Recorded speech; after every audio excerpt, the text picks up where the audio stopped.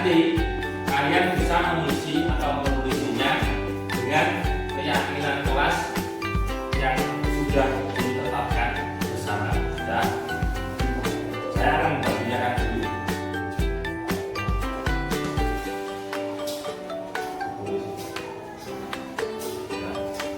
Ditulisi keyakinan kelas yang memiliki nilai-nilai kebajikan. Ya, sudah semuanya ditulis. Nah, sekarang kertas tersebut kalian tempel depan itu, papan tulis. Mulai dari aura itu, aura. Tempelkan di situ, paling atas, nanti bawahnya itu. Nah, semuanya sudah ditempelkan di papan tulis ini. Akan saya bacakan satu persatu ya. Ini ada tanggung jawab, jujur, terus disiplin, jujur sudah ya sama, berpikir kritis, terus selanjutnya berbudi luhur. Nanti akan kita tanda tangani bersama, kita sepakati bahwa keyakinan kelas ini sudah diterapkan di kelas 3 ya. Perwakilan saja, Wilda coba tanda tangan di sini. Ini maju ke depan. Nah.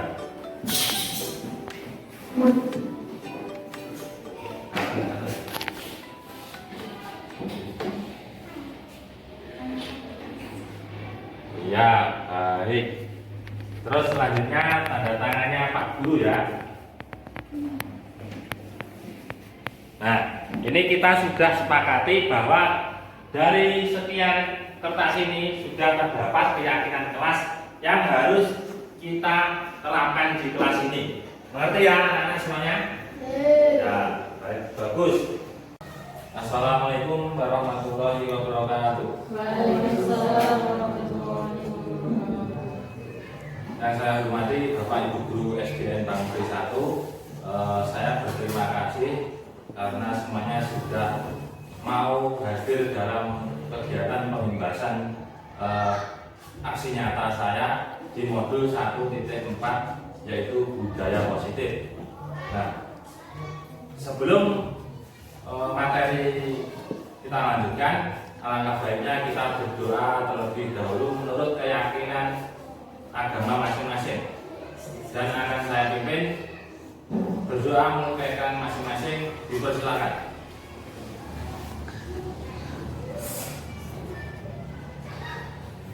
Selesai. Baik. Yaitu materi kita modul 1.4 budaya positif. Nah, kenapa modulnya 1.4? Kok tidak 1.1? Nah, di sini pada modul 1.1 itu kegiatannya bukan aksi nyata. Nah, di modul 1.4 barulah CGP atau calon guru penggerak itu harus mengadakan aksi nyata terhadap teman sejawat, yaitu khususnya saya melakukan pembebasan kepada teman-teman guru SDN Bangkri 1. Semoga bermanfaat, yaitu langsung saja ke slide selanjutnya. Nah, apakah makna budaya positif itu? Ada yang tahu budaya positif? Budaya positif. Budaya. Ya, budaya itu bisa dikatakan kebiasaan. Kalau positif?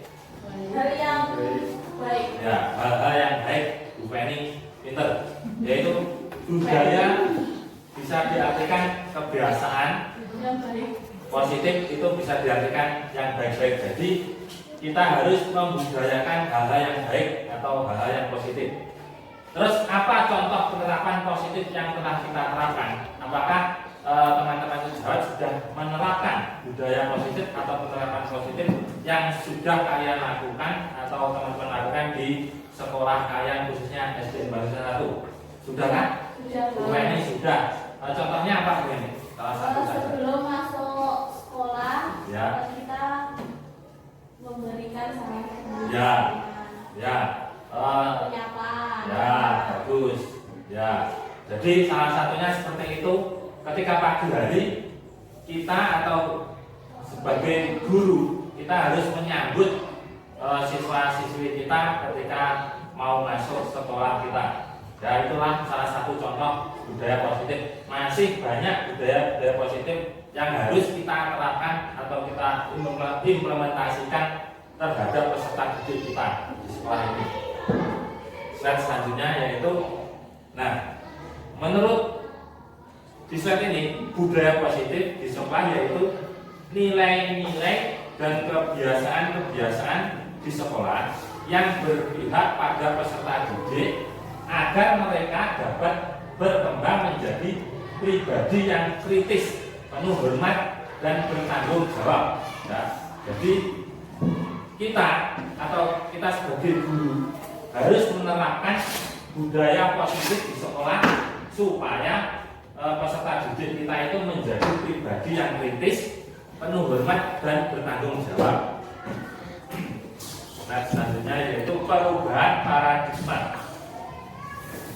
Nah, menurut filosofi pendidikan Ki Hajar Dewantara, yaitu anak, sebelumnya saya ingin bertanya, ketika anak itu lahir, itu seperti kertas kosong atau sudah ada mungkin garis-garisnya atau titik-titiknya? Menurut Bapak Ibu, seperti kertas kosong. Budaya seperti budaya tidak seperti kertas kosong. Yang lain? Seperti meja lilin. Seperti meja lilin. Terus ada yang lain? Ada yang lain?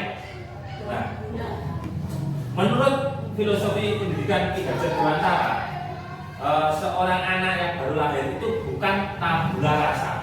Tabula rasa itu bisa diartikan bukan kertas kosong, ya. Jadi semua anak itu terlahir dengan bakatnya masing-masing.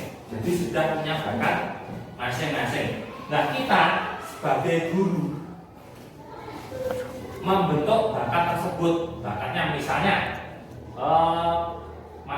anak tersebut pandai di dalam berhitung. Jadi anak tersebut memiliki bakat di bidang matematika. Nah, kalau di bahasa Inggris kemungkinan anak tersebut masih kurang karena bakatnya di matematika. Jadi guru sebagai pendidik itu meluruskan atau menebalkan bakat tersebut, ya.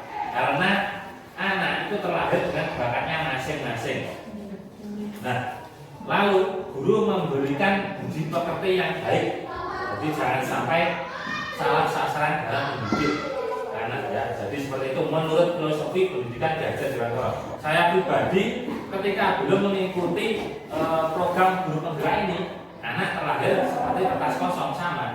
Tapi setelah mengikuti pendidikan guru penggerak, saya tahu ternyata salah. Ya, kurang tepat. Jadi anak itu sudah memiliki bakat masing-masing. Ya, mulai dari lahir itu sudah ada bakat. Jadi tidak ada anak yang bodoh, akan tetapi anak yang belum ketemu bakat dan minatnya. Jadi guru itu harus tugasnya mencari bakat dan minatnya anak tersebut. Selanjutnya tugas guru itu menuntut bakat tersebut agar anak tumbuh dengan selamat dan bahagia. Nah, disitulah tugas guru menuntut bakatnya tadi. Jadi kita harus mencari tahu bakat anak itu di mana, harus kita selamatkan dan mendidiknya dengan cara yang bahagia. Jadi anak itu biar bisa mengembangkan bakatnya. Selanjutnya guru ibarat petani, anak ibarat biji jagung. Nah, maksudnya anak itu kalau tidak diberi pelajaran atau pengetahuan atau tidak dididik seperti petani itu kan, kalau hanya menanam biji jagung pasti tumbuhnya lama. Kalau dipupuk, disiram, itu akan tumbuh dengan baik, ya, seperti itu. Selanjutnya kodrat alam dan kodrat zaman. Nah, menurut kodrat alam itu anak sekarang dengan dulu berbeda, ya. Anak sekarang itu lebih maju selangkah ke depan daripada anak-anak zaman dulu waktu kita kecil, ya.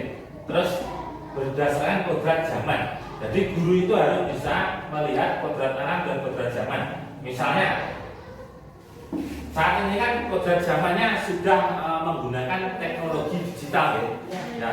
Ya. Jadi kita itu kalau mendidik masih menggunakan metode konvensional, pasti anak merasa bosan. Jadi kita harus memberikan selingan mungkin media pembelajarannya menggunakan LCD, proyektor, mungkin diberikan video, audio, visual. Jadi anak itu tidak bosan. Ya, itu kalau sekolah sudah memiliki fasilitas LCD, proyektor. Kalau belum ya kita memanfaatkan media-media yang ada saja, yang ada di sekolah. Selanjutnya berpihak pada anak. Nah, berpihak pada anak ini, guru harus memberikan, ibaratnya gini, ketika ada anak mendapatkan masalah, jadi guru itu jangan langsung memberikan penyelesaiannya langsung. Kita usahakan kita menuntut anak itu untuk mencari solusinya sendiri. Jadi anak berpikir kritis. Jadi itulah menurut filosofi pendidikan Ki Hajar Dewantara. Selanjutnya, perubahan paradigma, yaitu untuk membangun budaya yang positif. Sekolah perlu menyediakan lingkungan yang positif, aman, dan nyaman agar murid-murid mampu berpikir, bertindak, dan mencipta dengan merdeka, mandiri, dan bertanggung jawab. Nah, di sekolah itu harus diadakan budaya positif dengan aman dan nyaman. Jadi ketika di kelas murid itu merasa nyaman, pasti pelajaran atau materi terserap kepada siswa. Coba kalau di kelas itu suasananya tidak nyaman, pasti kita mengajak anak bermain sendiri, ngomong sendiri, dan lain sebagainya. Lazimnya disiplin dikaitkan dengan kontrol. Dalam hal ini kontrol guru dalam menghadapi murid. Jadi guru itu harus bisa mengontrol, dalam artian mengontrol murid untuk belajar disiplin positif. Ya, gitu. Selanjutnya, perubahan paradigma teori kontrol atau disebut ilusi kontrol. Berikut ini diambil dari paparan Dr. William Glasser dalam kontrol teori untuk meluruskan miskonsepsi tentang kontrol. Jadi paparan ini diambil untuk meluruskan miskonsepsi tentang kontrol. Ilusi guru mengontrol murid. Nah, ilusi guru mengontrol murid ini bisa diartikan guru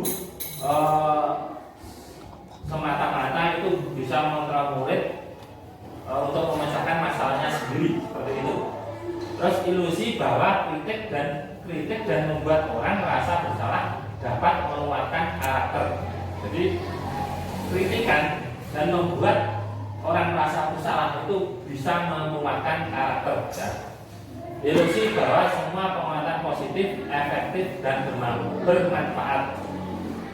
Jadi kita memberikan pandangan untuk penguatan positif itu bisa bermanfaat dan sangat efektif. Selanjutnya, ilusi bahwa orang dewasa memiliki hak untuk memaksa.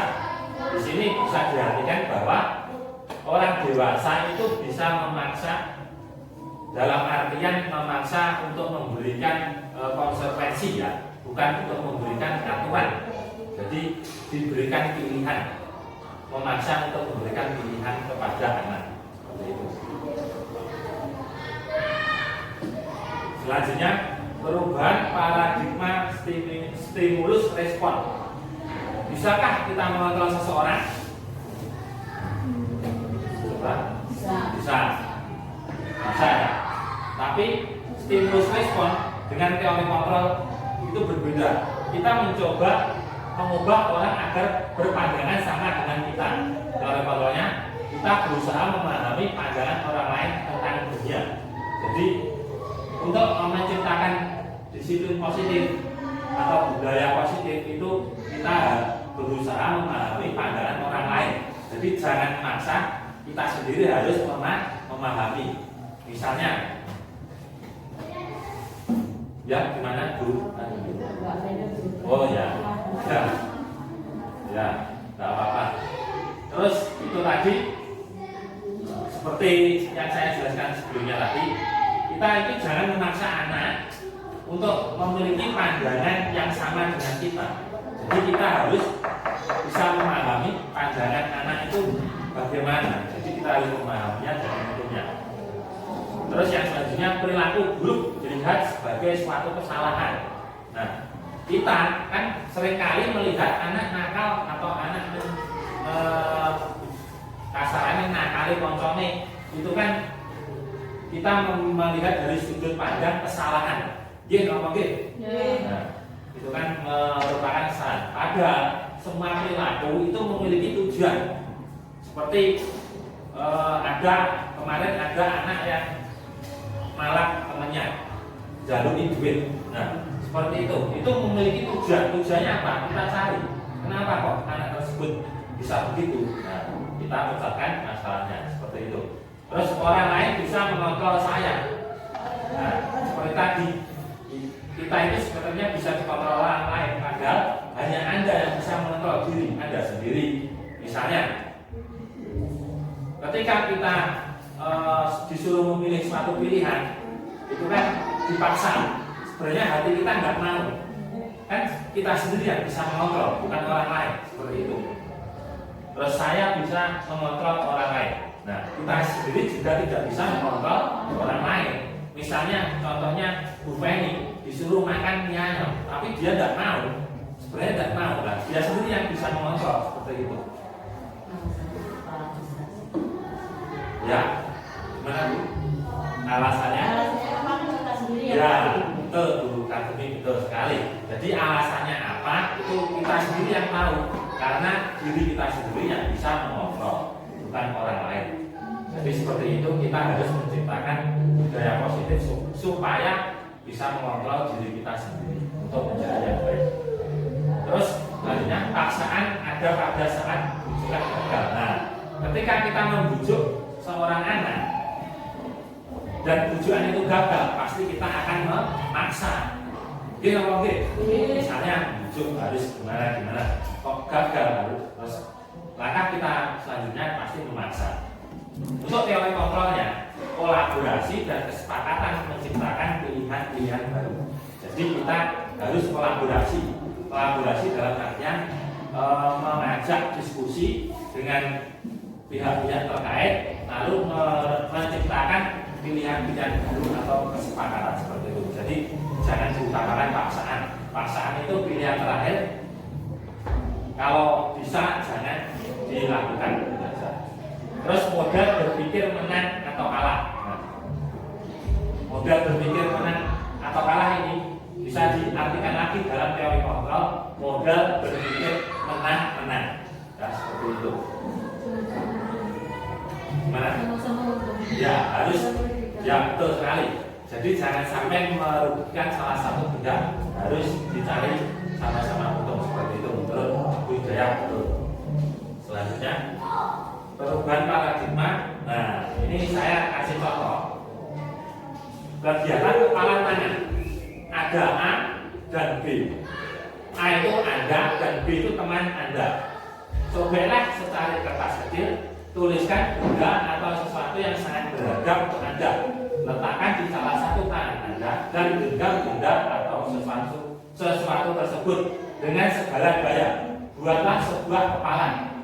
Teman Anda, B itu teman Anda, akan mencoba dengan sekuat tenaga dengan berbagai cara untuk meminta Anda memberikan benda tersebut. B bisa membujuk, caranya bisa membujuk, mengancam, menghardik, merayu, menyuap, apa saja agar dapat membuka kepalan tangan Anda. Apa yang terjadi? Coba yang membawa kertas coba disobek sedikit. Bu Feni, yaitu Pak Supri. Nah, coba Pak Supri genggam sekuat tenaga. Nah, genggam sekuat tenaga, anggap saja itu barang berharga, sangat berharga untuk tidak bisa diberikan kepada orang lain. Coba Bu Feni merebutnya dengan cara apa? Ya.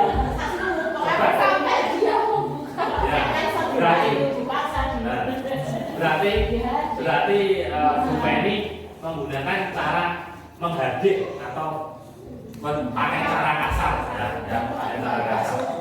Apakah itu nanti bisa kebuka? Belum tentu kan? Nah, karena itu semua yang bisa mengontrol diri sendiri, yang bisa mengontrol Pak Supri. Jadi Pak Supri mau membuktikan apa tidak? Caranya bagaimana Bu ini caranya? Suapan Mbak. Dirayu.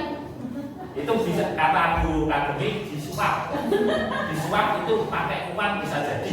Itu Pakai makanan. nah, bisa dengan segala cara pokoknya supaya dibuktikan. Pertanyaannya, apakah Pak Supri mau disuap? Nah, kalau Pak Supri tidak mau, tetap aja tidak bisa dibukakan. Ya, caranya tadi ya pakai kontrol diri tadi. Kontrol diri menggunakan disiplin positif tadi. Jadi diajak kolaborasi, komunikasi dengan baik, diberikan pilihan-pilihan yang tepat seperti itu. Pasti dia akan memilih dengan pilihan tersebut seperti itu. Begitu juga kita menerapkan dengan anak didik kita juga seperti itu. Jangan memaksa. Jadi kalau tidak mengerjakan PR itu dicari alasannya kenapa dengan seperti itu. Gitu Bu Eni. Terus slide selanjutnya. Nah, apa makna disiplin? Coba apa makna disiplin? Siapa yang tahu? Teman-teman guru. Nah, disiplin itu banyak diartikan yaitu mematuhi aturan, terus datang tepat waktu dan lain sebagainya ya. Itu makna disiplin menurut Bapak Ibu guru. Dan sekarang menurut materi ini kata disiplin sering dikaitkan dengan tata tertib, teratur dan kepatuhan pada peraturan. Kata disiplin juga sering dihubungkan dengan hukuman. Padahal itu sungguh berbeda karena belajar dengan disiplin tidak harus dengan memberi hukuman. Justru itu adalah salah satu alternatif terakhir dan kalau perlu tidak digunakan sama sekali. Nah, disiplin itu sangat erat kaitannya dengan hukuman ya, atau peraturan. Jadi misalnya disiplin harus datang tepat waktu seperti itu. Kalau datang terlambat pasti ada hukuman. Kaitannya erat dengan hukuman disiplin itu. Padahal menurut Ki Hajar Dewantara menyatakan bahwa untuk mencapai kemerdekaan atau dalam konteks pendidikan kita saat ini dan untuk menciptakan murid yang merdeka, syarat utamanya adalah harus disiplin yang kuat. Disiplin yang dimaksud menurut Ki Hajar Dewantara, disiplin diri yang memiliki motivasi internal, bukan motivasi eksternal. Jika kita tidak memiliki motivasi internal, maka kita memerlukan pihak lain untuk mendisiplinkan kita. Nah, yang bisa diartikan kalau siswa itu tidak memiliki motivasi internal, kita harus membantu untuk mengumpulkan atau memberikan stimulus supaya motivasi internal tersebut bisa keluar. Apa motivasi internal itu? Ya disiplin diri itu tadi. Jadi kita harus membuat siswa memiliki motivasi diri. Kalau saya datang terlambat, apa yang terjadi pada saya? Kalau saya sering bolos, apa yang terjadi pada saya? Seperti itu. Jadi siswa itu bisa memikir dirinya sendiri. Jadi disiplin diri namanya disiplin diri. Bukan kita yang melakukan disiplin. Jadi ayo harus mengerjakan PR, harus datang tepat waktu. Seperti itu harus diganti dengan disiplin diri. Jadi sadar diri, bisa dikatakan sadar diri. Seperti itu, Ben. Selanjutnya teori motivasi perilaku manusia. Nah, di sini untuk nomor 1 menghadiri ketidaknyamanan atau hukuman. Nah, ini tadi. Oh ya, maaf. Saya lupa ada bawa pertama lagi agak yang anak ini gitu. Jadi maaf ya, makasih sudah di koreksi. Untuk menghindari ketidaknyamanan atau hukuman. Nah, di sini kan pasti ketika siswa cepat nanti jam 7 masuk, kalau datang terlambat pasti dihukum. Misalnya khususnya kelas 6 kan mungkin ada les jam awal dulu. Nah, ya dulu ketika Pak Saban itu jam awal, sekarang bukan ini jam awal apa-apa, yang penting ada lesnya. Ya itu contoh dulu, saya ambil contoh dulu. Ketika Pak Sarmin melakukan tes di awal, kan anak biasanya datang jam 7 kurang 10 seperti itu nih. Tapi kalau jam setengah 7 harus hadir. Nah, kalau nggak hadir, takut dihukum, pasti tidak nyaman kan? Harus bangun pagi, merasa nggak nyaman karena ada dorongan atau tekanan tersebut. Itu adalah masuk motivasi eksternal. Untuk yang kedua, juga untuk mendapatkan imbalan dari orang lain. Nah, misalnya saya harus juara 1 nanti supaya mendapatkan penghargaan, misalnya diberikan sepeda dan lain sebagainya. Itu dia mau belajar karena mendapatkan imbalan. Itu juga termasuk motivasi eksternal. Contoh motivasi eksternal itu, kamu harus belajar biar juara 1 nanti saya kasih hadiah sepeda. Nah, itu kan muncul motivasi eksternal. Nah, untuk yang ketiga, menghargai diri sendiri menjadi insan sesuai harapan kita. Nah, disinilah tujuan disiplin positif itu hadir. Jadi siswa itu harus bisa menghargai diri sendiri menjadi insan sesuai harapan dirinya sendiri itu. Kalau saya tidak hadir di awal, tidak mengikuti les, nanti saya pasti nggak bisa lulus ujian atau ujian nilai saya jelek seperti itu. Pasti siswa memiliki pemikiran seperti itu untuk tujuan disiplin positif. Akhirnya muncullah motivasi internal. Jadi siswa atau anak itu memiliki motivasi internal, bukan motivasi eksternal, supaya tujuan disiplin positif itu terpenuhi. Artinya, nah, inilah lingkaran budaya positif, lingkungan positif, keyakinan kelas, kesepakatan kelas. Kenapa harus kesepakatan kelas, bukan keyakinan kelas? Nah, kesepakatan keyakinan kelas itu terbentuk karena ada kesepakatan kelas seperti itu. Nah, kalau keyakinan kelas itu sudah terbentuk, terciptalah lingkungan yang positif. Setelah lingkungan positif itu terbentuk, baru adanya budaya positif akan berkelanjutan terus menerus. Jadi dari tahun ini sudah tercipta lingkungan positif, tahun selanjutnya akan positif terus akhirnya terbentuklah budaya positif seperti itu ya. Selanjutnya, nah, keyakinan kelas, hukuman dan penghargaan. Mengapa tidak peraturan saja? Mengapa harus keyakinan kelas? Mengapa kita memiliki peraturan harus menggunakan helm bila mengendarai kendaraan roda 2? Tujuannya supaya selamat, gitu. Itu peraturan. Terus mengapa kita memiliki peraturan 3M, menggunakan masker, mencuci tangan, dan menjaga jarak 1,5 meter untuk kesehatan supaya terhindar dari bakteri dan lain sebagainya seperti itu. Terus selanjutnya, mengapa kita memiliki peraturan harus datang tepat waktu pada saat mengikuti pelatihan? Karena harus disiplin. Nah, untuk mendukung motivasi intrinsik, kembali ke nilai-nilai atau keyakinan-keyakinan lebih menggerakkan seseorang dibandingkan mengikuti serangkaian peraturan-peraturan. Nah, kita itu harus meyakinkan dan bisa menggerakkan seseorang dibandingkan seseorang tersebut mengikuti sebuah peraturan. Oke. Kita itu mengikuti peraturan mungkin ada kalanya terpaksa, misalnya membuat SIM harus tes psikotes itu kan, itu secara tidak langsung sebuah paksaan, Nah, kalau sudah ada keyakinan itu melakukan tes psikotes itu tadi, ketika memperpanjang SIM itu tidak ada dudel, tidak ada paksaan gitu, muncul dari diri sendiri. Nah, kesadaran diri. Selanjutnya, keyakinan kelas itu bisa diartikan nilai-nilai kebajikan atau prinsip-prinsip universal yang disepakati bersama secara universal, lepas dari latar belakang suku, negara, bahasa maupun agama. Nah, keyakinan kelas itu yang mengandung nilai-nilai kebajikan atau prinsip universal yang disepakati bersama. Menurut dosen tahun 1998, suatu keyakinan akan lebih memotivasi seseorang dari dalam, yaitu atau diartikan intrinsik.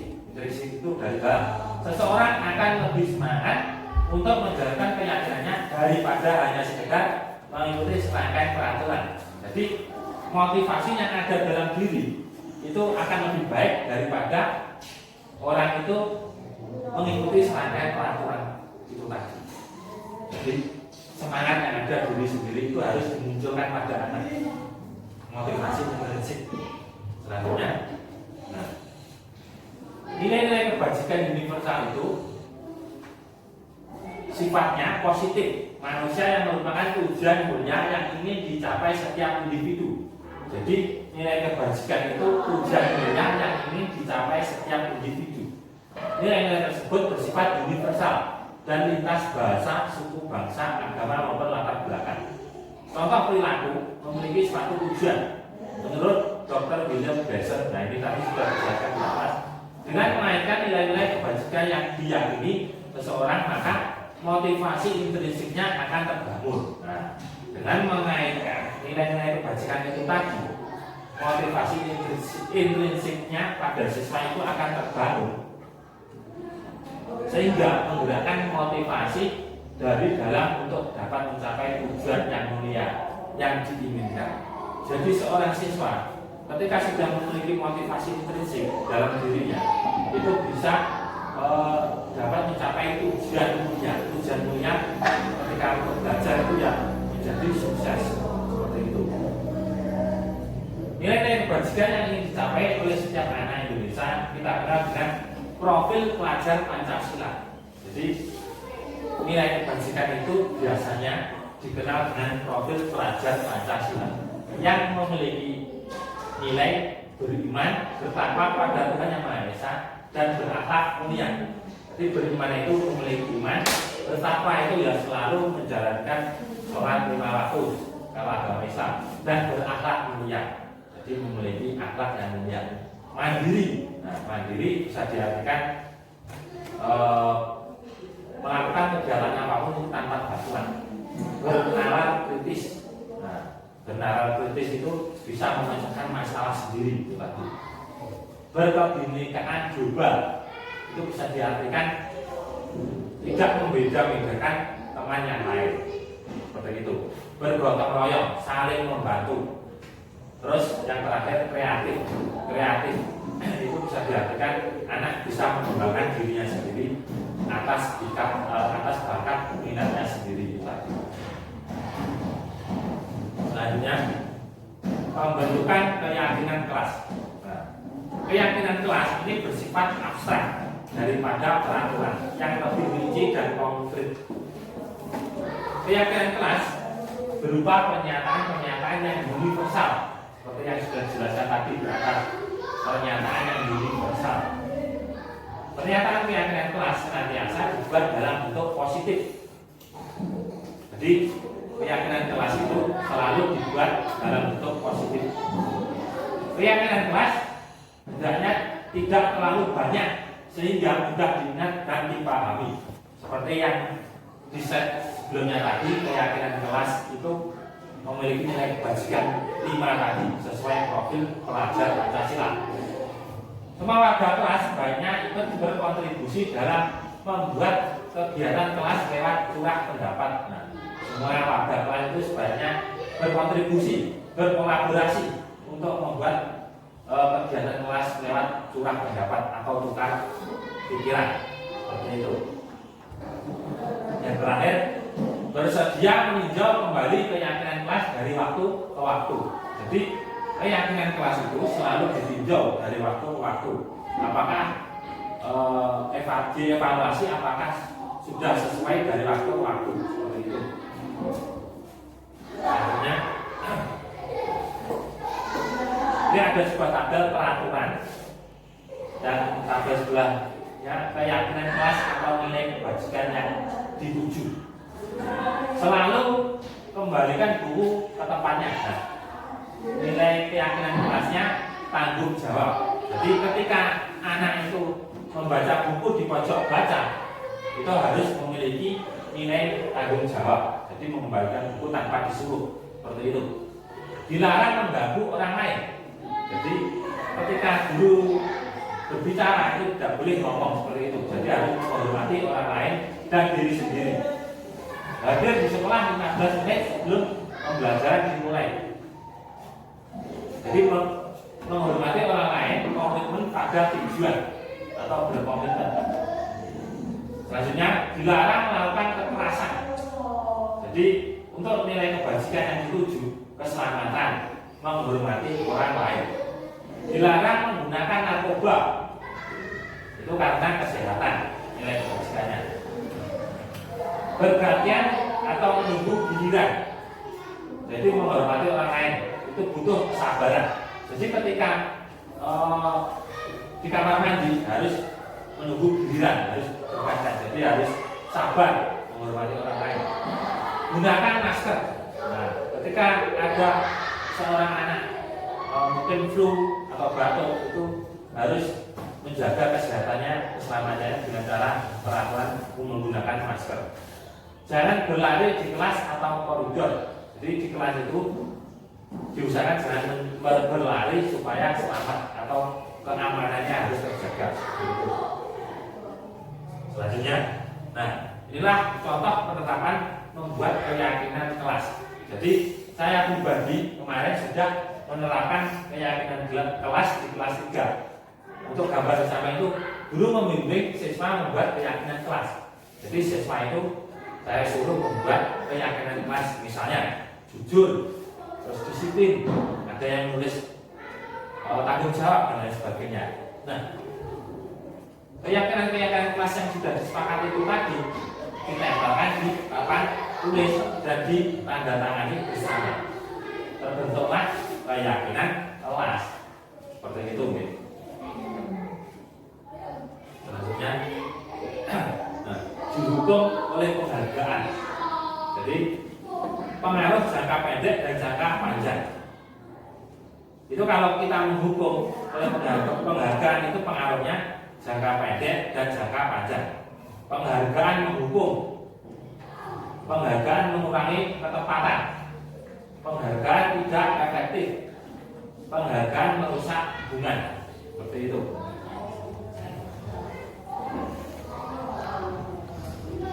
Nah, di sini ada sebuah tabel mencatat 100 kali di dalam buku kalimat saya tidak akan terlambat lagi karena terlambat ke sekolah. Itu masuk hukuman atau konsekuensi? Hukuman. Diingatkan sendiri ya, nanti jawabannya hukuman. Ada yang jawab konsekuensi dan sebagainya. Selanjutnya, lari mengelilingi lapangan basket 2 kali karena terlambat hadir di sekolah. Nah, itu masuk apa? Kalian tulis sendiri. Masuk hukuman atau konsekuensi. Murid diminta untuk push up 15 kali karena tidak menggunakan masker ke sekolah. Nah, itu masuk hukuman atau konsekuensi. Mengganti kertas tugas teman yang telah dicoret-coret. Membersihkan tumpahan air di meja tulis karena tersenggol pada saat belajar. Itu masuk hukuman atau konsekuensi. Kalian tulis sendiri ya Bapak Ibu. Meminta murid tidak mengenakan sepatu seharian di sekolah karena tidak mengenakan sepatu hitam. Nah, yang terakhir, lari mengelilingi lapangan basket 2 kali karena terlambat 10 menit untuk pelajaran PJUK. Nah, sudah ditulis ya? Nah, kita lihat jawabannya. Nah, untuk yang pertama itu tadi mencatat 100 kali di buku kalimat saya tidak akan terlambat lagi. Nah, itu masuk hukuman. Ada yang menjawab konsekuensi? Ya, nah, saya kira Bapak Ibu sudah paham. Jadi masuk hukuman karena memberatkan. Jadi yang fungsinya memberatkan itu masuk hukuman. Lari mengelilingi lapangan basket 2 kali karena terlambat hadir di sekolah. Itu masuk hukuman karena lari itu bisa membuat murid atau siswa cedera karena 2 kali. Murid diminta untuk push up 15 kali karena tidak menggunakan masker ke sekolah. Ini masuk hukuman karena memberatkan murid. Di kantor apa? Di kantor. Oke.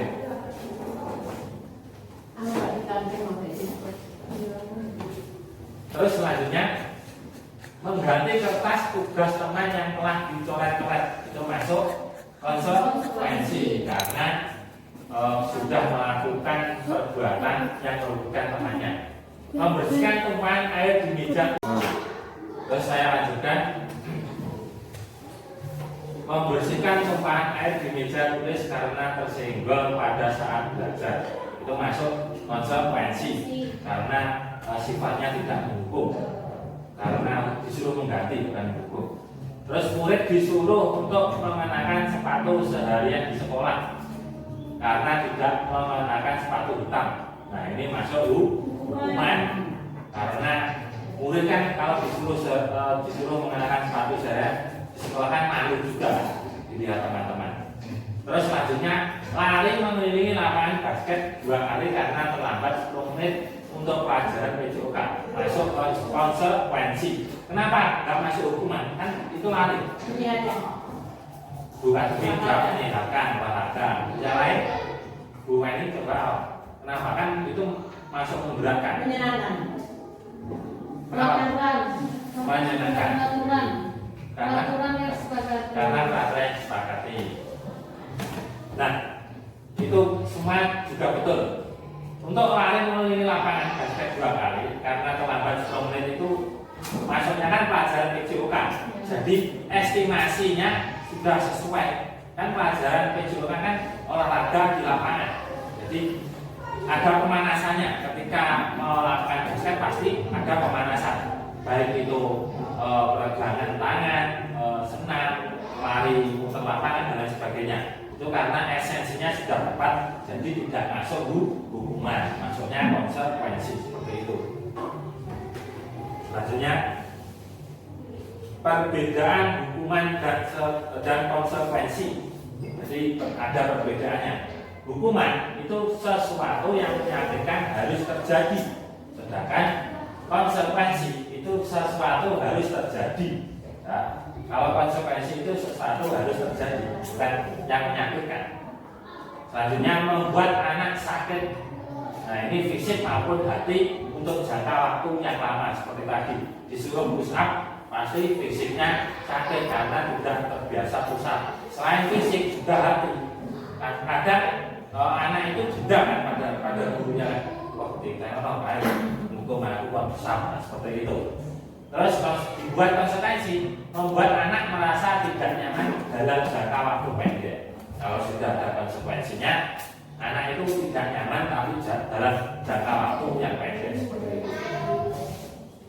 Anak membenci kedisiplinan. Konsekuensinya anak menghargai disiplin. Jadi kalau anak itu sudah dibuat konsekuensi, jadi anak itu menghargai sebuah disiplinan. Kalau hukuman itu paksaan, kalau konsekuensi stimulus tanggapan. Jadi berikan stimulus lalu ada tanggapan. Mendorong anak menyakiti diri sendiri. Kalau hukuman itu mendorong anak untuk menyakiti diri sendiri. Kalau konsekuensi mendorong anak agar mudah menyesuaikan diri. Anak itu didorong untuk menyesuaikan dirinya sendiri. Itu konsekuensi. Hukuman selanjutnya konsep diri yang buruk. Jadi kalau terus-menerus dihukum itu akan menyebabkan sebuah keburukan, baik itu mental, hati maupun fisik. Nah, kalau konsekuensi itu konsep diri yang baik. Jadi ketika sudah ada konsekuensi, itu diri anak itu akan memiliki konsep yang baik seperti itu dan terciptanya disiplin positif. Selanjutnya anak belajar untuk menyembunyikan kesalahan. Jadi ketika anak membuat kesalahan dan sudah tahu akan dihukum, pasti anak tidak jujur, pasti akan menyembunyikan kesalahannya seperti itu. Kalau hukuman, kalau konsekuensi itu anak belajar untuk mematuhi peraturan karena sudah disepakati dan adanya keyakinan kelas tadi. Nah, yang terakhir marah, rasa bersalah itu hukuman, itu pasti ada rasa marahnya, anak itu pasti marah. Terus rasa bersalah, dipermalukan itu pasti, merasa tak dihargai itu. Kalau konsekuensi kehilangan hak, dibuat tidak nyaman, diasingkan untuk sementara waktu, jadi seperti itu kalau konsekuensi. Nah, perbedaan hukuman dan konsekuensi ini dikutip dari Sandul Restitution Daphne Gosen, The Five Possession of Control, dari Yayasan Pendidikan Luhur 2005, tahunnya 2005. Jadi diambil dari buku Yayasan Pendidikan Luhur tahunnya 2005. Jadi saya memberikan sumbernya supaya tidak dihitung plagiat seperti itu. Selanjutnya, kebutuhan dasar manusia. Jadi kebutuhan dasar manusia itu ada 5.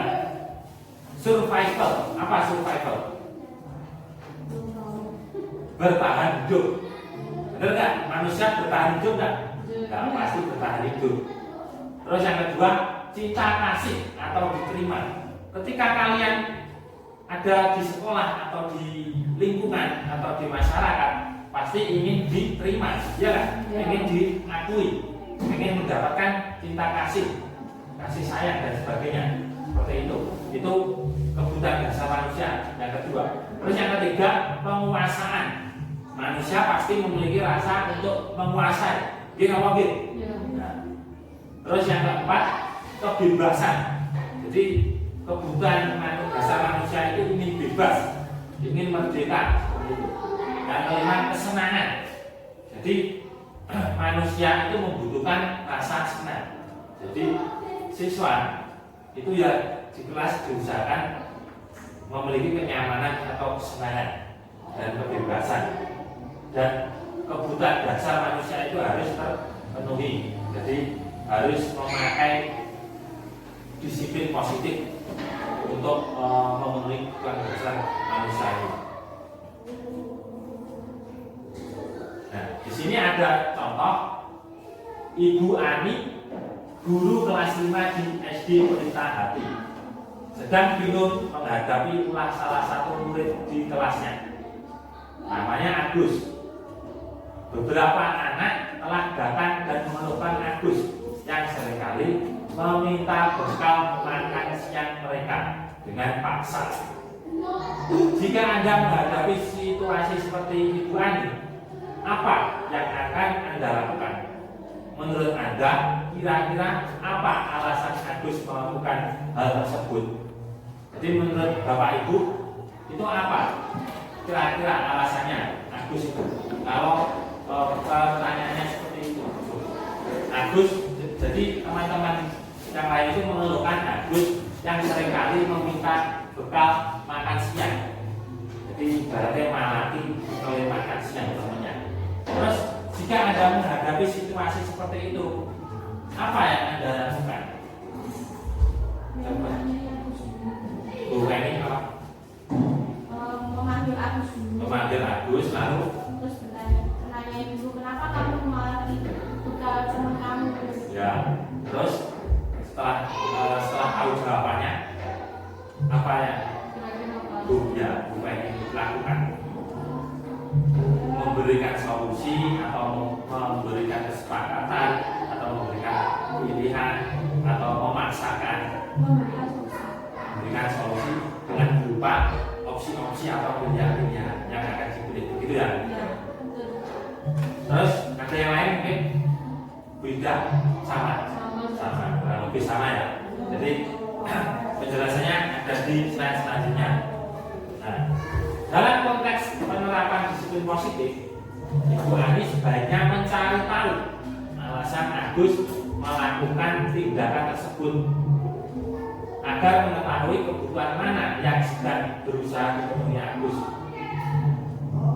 Jadi apabila jawaban Agus karena ia lapar dan orang tuanya tidak membawakan bekal makan, maka kebutuhannya adalah bertahan hidup. Nah, jadi kebutuhan manusia tadi kan ada 5. Jadi Agus kalau jawabannya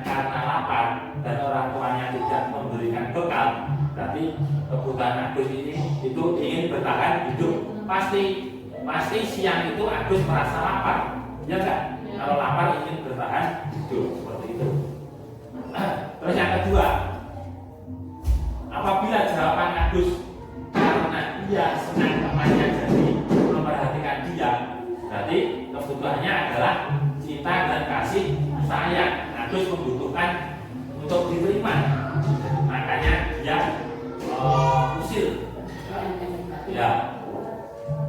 Terus yang selanjutnya, apabila jawaban Agus adalah dia merasa hebat karena temannya jadi takut dan menuruti keinginannya, maka kebutuhannya adalah penguasaan. Jadi Agus itu ingin berkuasa, semata-mata dia itu kasarannya pengen ingin menang sendiri seperti itu. Jadi masuk ke penguasaan. Terus yang keempat, apabila jawaban Agus karena dia merasa bosan dan bekal yang dibawakan ibunya karena selalu membawakan bekal yang sama, berarti kebutuhannya adalah kebebasan.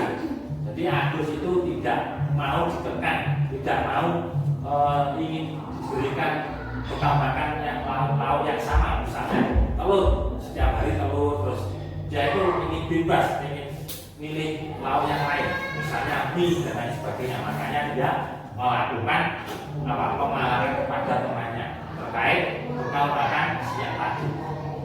Terus yang terakhir, apabila jawaban Agus adalah karena iseng saja dan dia menikmati ekspresi wajah temannya yang kesal karena diambil makanannya, maka kebutuhannya adalah kesenangan. Jadi ketika Agus itu melihat temannya kesel, marah-marah, tapi Agus itu senang, bahagia kalau temannya seperti itu, maka kebutuhan Agus bahagia. Ya, kata bulan ini bahagia atas penderitaan temannya. Ya, seperti itu. Karena Agus itu mungkin di rumah kurang senang, kurang kebahagiaan seperti itu. Makanya mencari kebahagiaan sendiri di sekolah walaupun harus menindas temannya seperti itu. Ya, bisa dikatakan seperti itu. Selanjutnya, nah, 5 posisi kontrol. Jadi ketika ada masalah tadi, guru itu memiliki 5 posisi kontrol. Nah, kita akan membahasnya. Yang pertama itu penghukum. Guru berbuat, menghardik, menunjuk-nunjuk, menyakiti, menyindir. Jadi dari contoh tadi, ada kan guru yang langsung menghukum, mungkin menyakiti atau dan lain sebagainya, intinya menghukum. Dan guru berkata, kalau kamu tidak melakukannya lagi, awas ya, rasakan seperti itu. Itu adalah hukuman. Hasilnya bagaimana? Hasilnya ya murid pasti memberontak, menyalahkan orang lain atau mungkin berbohong. Nah, mungkin Agus tadi bisa memberontak, bisa menyalahkan temannya lain, dan bisa jadi juga berbohong kalau menggunakan posisi kontrol hukum. Terus kaitannya dengan dunia berkualitas, yaitu murid meletakkan guru di luar dunia berkualitas. Murid sendiri akan berkata, biarkan saja, nanti juga marah-marah lagi. Nah, murid akan menganggap gurunya biarkan saja, nanti juga marah-marah lagi. Kalau guru melakukan posisi kontrol sebagai penghukum, dampak yang diterima murid yaitu mengulangi kesalahannya lagi, karena dia merasa biarkan saja, nanti juga marah-marah lagi seperti itu. Posisi kontrol selanjutnya, membuat merasa bersalah. Misalnya guru berceramah dan mengatakan seharusnya ibu kecewa dan lain sebagainya. Guru berkata, seharusnya kamu sudah tahu ibu lelah sekali mengatakannya, ibu stres. Nah, itu membuat merasa bersalah. Jadi hasilnya itu menyembunyikan atau menyangkal atau berbohong. Murid bisa menyangkal, bisa menyembunyikan, dan bisa berbohong kalau menggunakan posisi kontrol membuat rasa bersalah.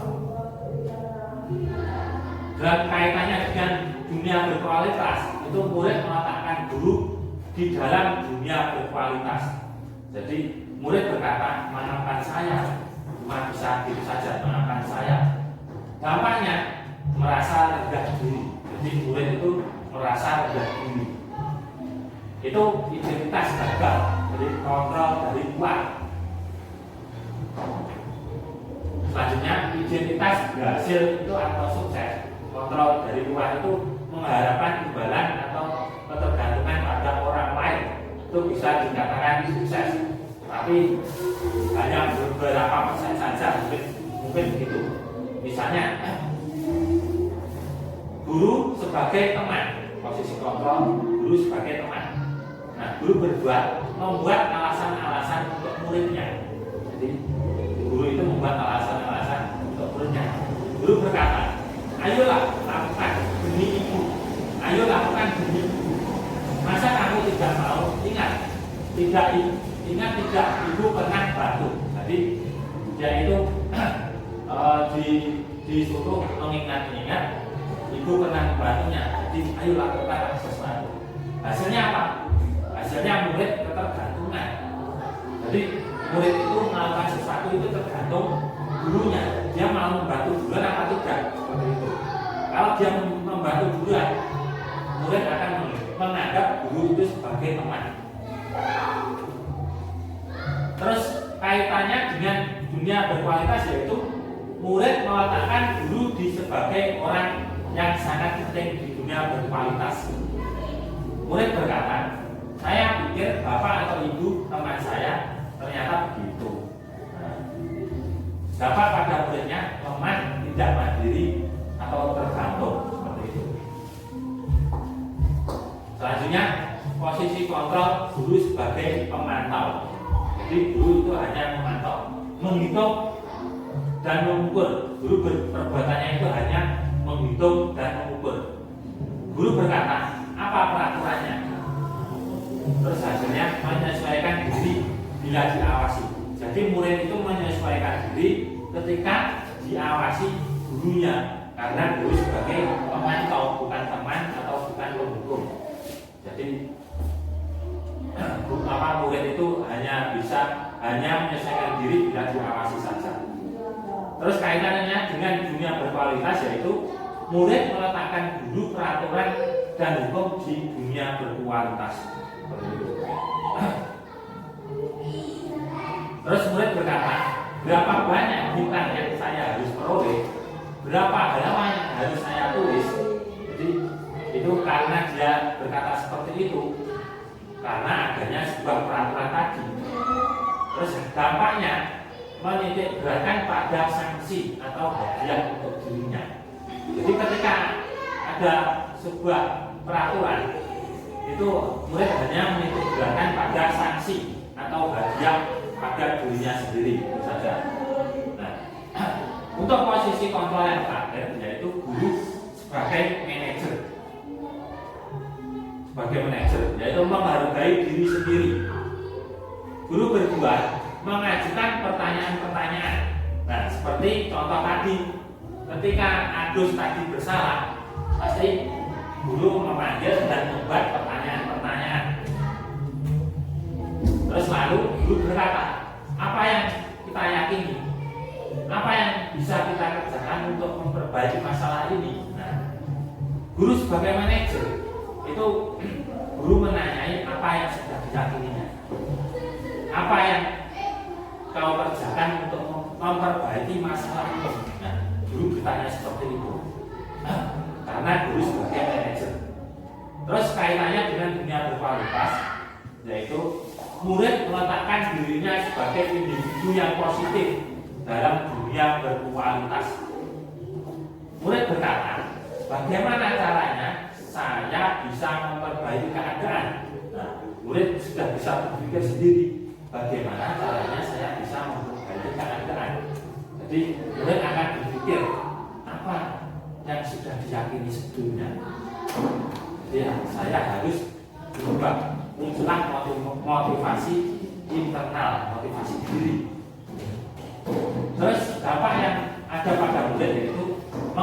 evaluasi diri. Bagaimana cara memperbaiki diri itu tadi. Jadi kalau guru menempatkan posisi kontrol pada manajer, itu dampaknya murid bisa mengevaluasi diri. Bagaimana cara memperbaiki diri. Itulah tujuan utama kontrol diri. Ya.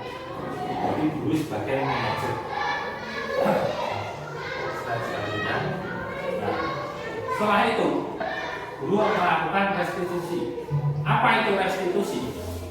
Nah, di sini sudah dipaparkan restitusi adalah proses menciptakan kondisi bagi murid untuk memperbaiki kesalahan mereka sehingga mereka bisa kembali pada kelompok mereka dengan karakter yang lebih kuat. Jadi restitusi itu menciptakan kondisi bagi murid untuk memperbaiki kesalahan mereka sehingga mereka bisa kembali pada kelompok mereka dengan karakter yang lebih kuat. Itulah yang dikatakan restitusi. Itu diambil dari kutipan Bosen tahun 2004. Selanjutnya, nah, 9 ciri-ciri restitusi.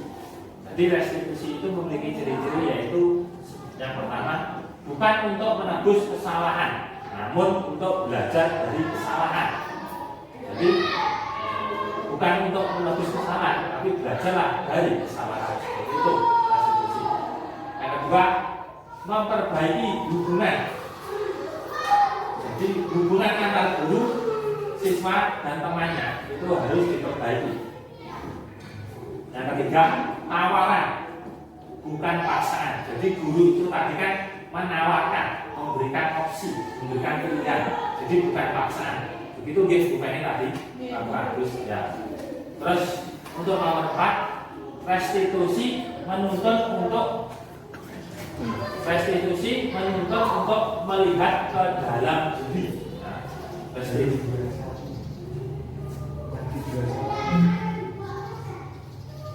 restitusi mencari kebutuhan dasar yang mendasari tindakan. Jadi restitusi itu mencari kebutuhan dasar. Tadi kebutuhan dasar manusia tadi ada berapa? Ada 5. Yang pertama bertahan hidup, kita kasih, terus kebebasan, terus penguasaan, lalu yang terakhir apa? Kesenangan. Jadi restitusi itu mencari kebutuhan dasar. Nah, kita cari kebutuhan dasar anak itu yang mendasari tindakan yang tadi itu apa? Kita cari. Nomor 6, restitusi diri adalah cara yang paling baik untuk memperbaiki diri. Jadi restitusi itu cara yang paling baik untuk memperbaiki diri. Selanjutnya, restitusi fokus pada karakter, bukan tindakan. Jadi restitusi itu difokuskan pada sebuah karakter, bukan tindakan. Karakter anaknya itu bagaimana? Harus kita tahu. Terus yang 8 itu restitusi fokus pada solusi. Nah, seperti Bu Feni tadi sudah memberikan opsi-opsi lalu memberikan solusi. Jadi restitusi itu fokus pada solusinya. Terus yang terakhir, restitusi mengembalikan murid yang berbuat salah pada kelompoknya. Nah, jadi restitusi itu tadi mengembalikan murid yang berbuat salah pada kelompoknya. Kelompok yang dimaksud itu kelompok dari kebutuhan dasar tadi. Seperti itu, Bapak Ibu. Selanjutnya, nah, di sini ada sebuah segitiga restitusi. Nah, segitiga restitusi itu yang pertama menstabilkan identitas. Jadi ketika ada murid seperti contoh tadi Agus, itu distabilkan identitasnya. Setiap orang pasti pernah melakukan kesalahan. Jadi diberitahu, Agus, setiap orang pasti pernah melakukan kesalahan. Jadi kamu bukan satu-satunya orang yang pernah melakukan ini. Jadi Agus itu diberi perhatian, diberitahu kalau salah itu tidak hanya dirimu sendiri. Jadi setiap orang pasti melakukan kesalahan. Seperti itu. Jadi menstabilkan identitas. Selanjutnya, validasi tindakan yang salah. Jadi kamu tentu punya alasan mengapa melakukan itu. Jadi divalidasi tindakan yang salah itu tadi. Setelah itu, adakah cara yang lebih efektif untuk mendapatkan apa yang kamu butuhkan? Jadi, apakah ada cara yang lebih efektif untuk mendapatkan apa yang kamu butuhkan tadi? Jadi, validasi tindakan yang salah. Selanjutnya yang terakhir itu menanyakan keyakinan. Nah, tadi kan sudah diberikan keyakinan kelas. Nilai-nilai apa yang telah kita sepakati? Ditanya nih, Agus, nilai-nilai apa yang telah kita sepakati? Nah, biarkan Agus berpikir. Jadi, kamu ingin menjadi orang yang seperti apa? Biarkan Agus itu mengevaluasi diri, lalu memberikan stimulus kepadanya supaya muncul motivasi internal seperti itu. Nah, jadi jika restitusi itu sangat bagus untuk menyelesaikan sebuah masalah.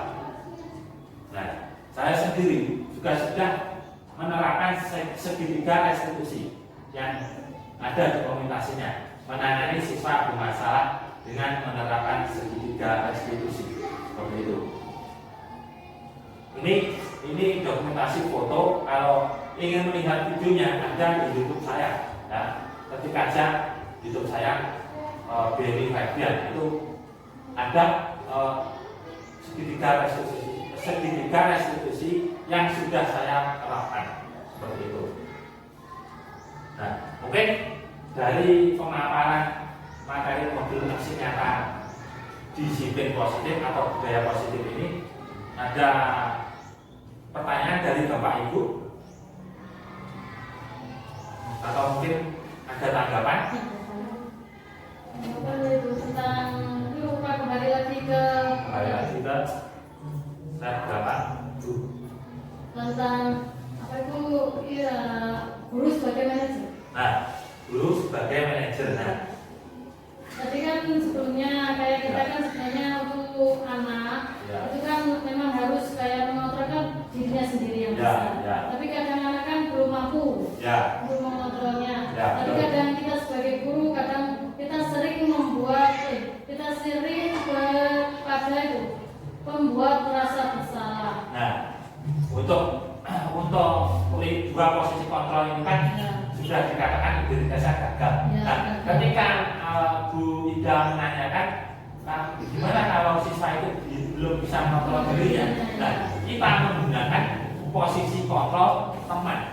Ya, jadi kita menggunakan posisi kontrol teman, bukan manajer. Jadi esensinya kita harus memilihnya. Kalau tiga posisi kontrol yaitu teman, pemantau, manajer, itu bisa dikatakan sukses semua. Jadi bisa berhasil. Jadi untuk permasalahan Bida tadi yang belum bisa mengontrol diri, jadi maksudnya posisi kontrol teman seperti itu. Kalau pendekatan dulu ya, harus melakukan pendekatan yang efisien. Jadi seperti itu Bida. Ya, sudah paham ya? Ya, alhamdulillah. Mungkin ada yang lain tanggapan atau saran gitu. Kalau tidak ada, mungkin saya akhiri ya. Untuk pemaparan modul 1.4 budaya positif ini saya tutup. Apabila ada kurang lebihnya, saya mohon maaf. Semoga materi hari ini bermanfaat buat Bapak Ibu semua dan bisa mendorong Bapak Ibu untuk ikut guru penggerak. Okay? Jadi kurang lebihnya mohon maaf. Wabillahi taufik wal hidayah. Wassalamualaikum warahmatullahi wabarakatuh.